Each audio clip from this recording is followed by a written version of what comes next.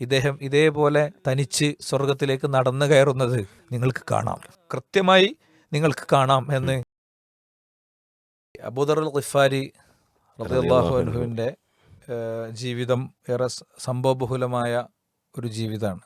അബൂദർ അൽ ഖിഫാരി റളിയല്ലാഹു അൻഹുവിനെ നമ്മൾ ആദ്യം കാണുന്നത് മക്കയിലെ പ്രഭുക്കന്മാരും രാജാക്കന്മാരും അവിടുത്തെ സമ്പന്നന്മാരും ഒക്കെ ഇരിക്കുന്ന സദസ്സിൽ പോയി വളരെ പരസ്യമായി ഇസ്ലാം പ്രഖ്യാപിക്കുന്നതാണ്. അരികിലിരിക്കുന്ന ലാത്തയും ഉസ്സയും മനാത്തയും ഒക്കെ അവരുടെ ദൈവങ്ങളും അവരുടെ കേന്ദ്രങ്ങളും ഒക്കെയാകുന്ന ഒരു കാലത്തും ഒരു നേരത്തും അതിനെതിരിൽ ഒരാൾ പോലും ഉറക്കെ സംസാരിക്കാത്ത ശബ്ദിക്കാത്ത ഒരു സന്ദർഭത്തിൽ അവിടെ പോയി പ്രവാചകനിൽ നിന്ന് ഈ മെസ്സേജ് ഉൾക്കൊണ്ട് അദ്ദേഹം അവിടെ പോയി അത് പറയുന്നു. അവരദ്ദേഹത്തെ, ഒരു കൊറിയ മനുഷ്യനാണ്, അദ്ദേഹത്തെ അടിച്ച് നിലത്തിടുന്നു. അവിടുന്ന് എണീറ്റ് പോരുന്നു. അടുത്ത ദിവസം വീണ്ടും ഇത് ആവർത്തിക്കുന്നു. പിന്നെ പ്രവാചകൻ അങ്ങോട്ട് പോണ്ട എന്ന് പറയുന്നു. അദ്ദേഹത്തോട് ആ ഒരു മെസ്സേജ് അവിടെ എത്തിയ സ്ഥിതിക്കിനി മതി എന്ന് പ്രവാചകൻ നിയന്ത്രിക്കുകയാണ്. ഈ അബൂദർ അൽ ഖിഫാരി റളിയല്ലാഹു അൻഹു അദ്ദേഹം തബൂക്ക് യുദ്ധത്തിൻ്റെ ഘട്ടത്തിൽ പ്രവാചകൻ സ്വല്ലല്ലാഹു അലൈഹി വസല്ലം തങ്ങളുടെ കൂടെ അപ്പോൾ തന്നെ യാത്ര പുറപ്പെട്ടവരുണ്ടായിരുന്നു. അതൊരു വിളവെടുപ്പിൻ്റെ സമയമായിരുന്നു. വിളവെടുപ്പ് എന്ന് പറയുമ്പം മദീനയുടെ ഫിനാൻഷ്യൽ ബാക്കപ്പ് എന്ന് പറയുന്നത് ഈത്തപ്പഴമാണ്. ഈത്തപ്പഴ വിളവെടുപ്പിൻ്റെ സന്ദർഭത്തിൽ നിന്ന് കിട്ടുന്ന പണം വേണം മദീനയുടെ മാർക്കറ്റിനെ ബൂസ്റ്റ് ചെയ്യാൻ. അപ്പോൾ ആ വിളവെടുപ്പിൻ്റെ കറക്റ്റ് ഘട്ടത്തിലായിരുന്നു ഇസ്ലാമിലൊരു യുദ്ധം നിർദ്ദേശിക്കപ്പെട്ടത്. പടച്ചോൻ്റെ വലിയ പരീക്ഷണമായിരുന്നു. വിശ്വാസത്തെയും അവിശ്വാസത്തെയും നിഫാഖിനെയൊക്കെ വേർതിരിക്കാനുള്ള ഒരു അരിപ്പയായിരുന്നു ശരിക്ക് തബൂക്ക് എന്ന് പിന്നീട് ചരിത്രത്തിൽ വായിച്ചിട്ടുണ്ട്.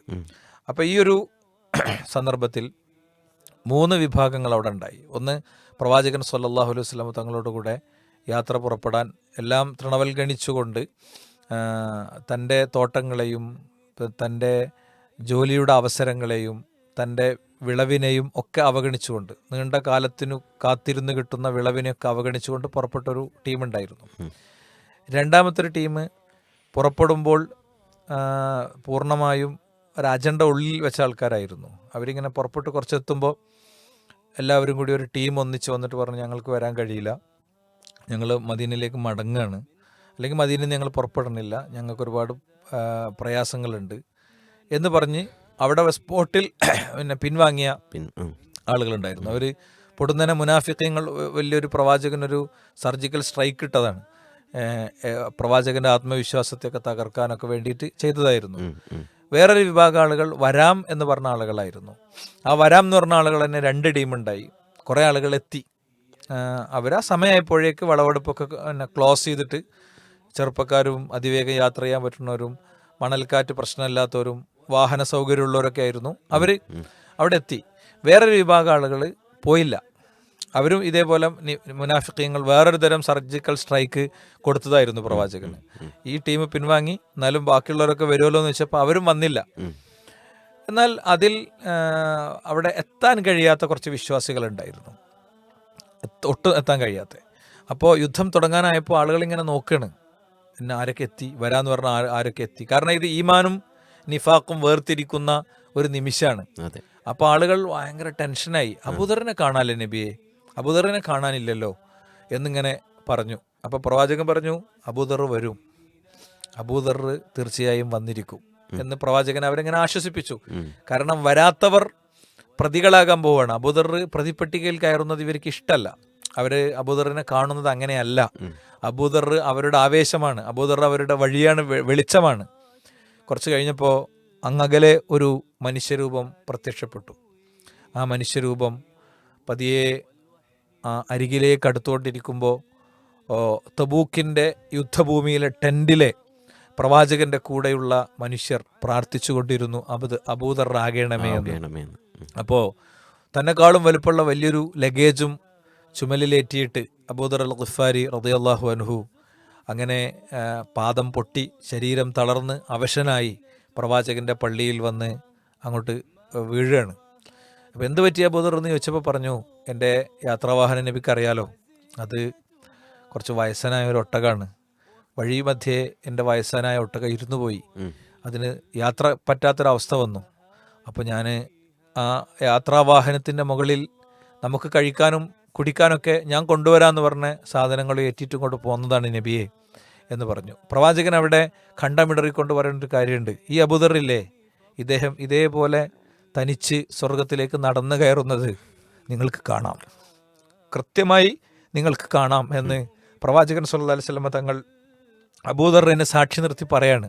അപ്പോൾ ഞാൻ ഇവിടെ പറയാൻ ശ്രമിച്ച കാര്യം, ഇത് ഒരു പുതിയ വർഷമാണ്. ഈ ഒരു പുതിയ വർഷത്തിൽ കഴിഞ്ഞ വർഷങ്ങളൊക്കെ അവലോകനം ചെയ്ത് നമുക്ക് എത്താവുന്ന കുറേ ഉത്തരം ഇതിലുണ്ട്. നമുക്ക് മതപരമായി നമ്മൾ അനിവാര്യമായും നിർവഹിക്കേണ്ട കുറേ ദൗത്യങ്ങൾക്കുള്ള തടസ്സം, കുറേ വൈതരണികൾ നമ്മുടെ മുന്നിലുണ്ടാവും. പള്ളിയിൽ ജമാഅത്തിന് പോകാൻ എനിക്ക് വണ്ടിയില്ല, പള്ളി കുറേ ദൂരത്താണ്, സ്വതക്ക കൊടുക്കാൻ എനിക്ക് കുടുംബകാര്യങ്ങൾ തന്നെ നടക്കണില്ല, നമ്മളുടെ സമയവും ആയുസ്സും ദീനീ പ്രവർത്തനത്തിന് കൊടുക്കാൻ കുറേ തടസ്സങ്ങൾ പറയും. അതെ, എനിക്ക് കുടുംബമുണ്ട്, എനിക്ക് ഇങ്ങനെ ഉണ്ട്, എനിക്ക് മക്കളുണ്ട്, എനിക്ക് ഭാര്യയുണ്ട്, അങ്ങനെ ഒരുപാട് തടസ്സങ്ങൾ മനുഷ്യന്മാർ പറയും. ശരിക്കും അബൂദർ ഗിഫാരി റളിയല്ലാഹു അൻഹുവിനെ സംബന്ധിച്ചിടത്തോളം ശരിയായ ശരഈയായ ഉദ്ർ അവിടെ ഉണ്ടായിരുന്നു. യാത്രാവാഹനം വഴിയിൽ നിന്നുപോയി, കേടായിപ്പോയി. പുതിയ കാലത്തെ ഭാഷയിൽ പറഞ്ഞാൽ കേടായിപ്പോയി. നമ്മളെ കാറ് വഴിയിൽ സൈഡായാൽ നമ്മൾ നടന്ന ദൂരം പിടിക്കുവോ? ഇല്ലല്ലോ. നമ്മളെ കാറിൻ്റെ സേഫ്റ്റിയാണ് ഇവിടെ ആദ്യം നോക്കുക. അദ്ദേഹം തൻ്റെ ഒട്ടകത്തെ വഴിയിൽ ഉപേക്ഷിച്ച്, പ്രവാചകനോട് ഞാൻ കൊടുത്ത വാക്കാണ്, യുദ്ധമുഖത്ത് അവരെന്നെ കാത്തിരിക്കുന്നുണ്ട്, അവർക്ക് കഴിക്കാനും കുടിക്കാനുമുള്ളത് എൻ്റെ ഒട്ടകത്തിൻ്റെ പുറത്താണ്, അത് സ്വന്തം ചുമലിലേക്ക് തലയിലേക്ക് എടുത്തു വെച്ച് ഈ ചുട്ടുപൊള്ളുന്ന മരുഭൂമിയിലെ മണൽത്തരികളിലൂടെ അബൂദർ നഗ്നപാതനായി ആ തബൂക്കിൻ്റെ യുദ്ധഭൂമിയിലെത്തിയ നിമിഷത്തെ ഈ സമയത്ത് നമ്മൾ നെഞ്ചിലേക്കെടുക്കുമ്പോൾ ഒരുപാട് വിഷയങ്ങൾക്ക് പരിഹാരമാകുമെന്നാണ് എനിക്ക് തോന്നുന്നത്. നമ്മൾ ആത്യന്തികമായി ഒരു പറയുന്ന കാരണങ്ങളാണോ എന്ന് നമ്മൾ പരിശോധിക്കണം. കാരണങ്ങൾക്ക് നമ്മളെപ്പോലും പലപ്പോഴും ബോധ്യപ്പെടുത്താൻ സാധിക്കാറില്ല. അത്തരം കാരണങ്ങളാണ് പലപ്പോഴും നമ്മൾ തടസ്സങ്ങളായിട്ട് ഉന്നയിക്കാറുള്ളത്. ആ ഒരു ഘട്ടത്തിലാണ് ഒരു ബ്രേക്ക് ഡൗൺ ആയിട്ട് പോലും അത് തൃണവൽക്കരിച്ചുകൊണ്ട് അബൂദർ ഗിഫാരി റളിയല്ലാഹു അൻഹു തൻ്റെ വാക്ക് പാലിച്ച് യുദ്ധഭൂമിയിലെത്തുന്നത്. ഇതൊക്കെ ശരഈയായ ഉദ്റാണ് ശരിക്കും അദ്ദേഹത്തെ സംബന്ധിച്ചിടത്തോളം. ആ ഉദ്റുകളെ തന്നെ അദ്ദേഹം എന്ത് ചെയ്യുന്നു, മാറ്റിവെച്ച് ആ ഒരു വിഷയത്തിൽ പ്രയോറിറ്റി ഇസ്ലാമിനും വിശ്വാസത്തിനും പ്രവാചകനും കൊടുക്കുന്നതാണ് നമ്മൾ കാണുന്നത്. ഏതായാലും ഒരു പുതിയ വർഷത്തിൽ നമുക്ക് അദ്ദേഹത്തിൻ്റെ ജീവിതത്തിൽ വലിയ അതോടൊപ്പം ആ കഥയിൽ പറഞ്ഞു വന്ന എന്നെ ആകർഷിച്ച, അതായത് നമ്മൾ ഈ ഒരു ഫീൽഡിൽ നിൽക്കുന്ന സമയത്ത് തൻ്റെ സഹപ്രവർത്തകർ അദ്ദേഹത്തോട് കാണിക്കുന്ന ഒരു സ്നേഹം ശരിക്കും ആ കഥയിൽ ഒരു വർണ്ണനയായിട്ട് വരുന്നുണ്ട്. അതെ, ഇതിപ്പോ അവൻ വരൂല എന്ന, അതെ, ആ രൂപം കാണുന്ന സമയത്ത് അത് അബൂദർ ഗിഫാരി ആയിരുന്നാൽ മതിയായിരുന്നു എന്നുള്ള ആ ഒരു വല്ലാത്തൊരു ആഗ്രഹം.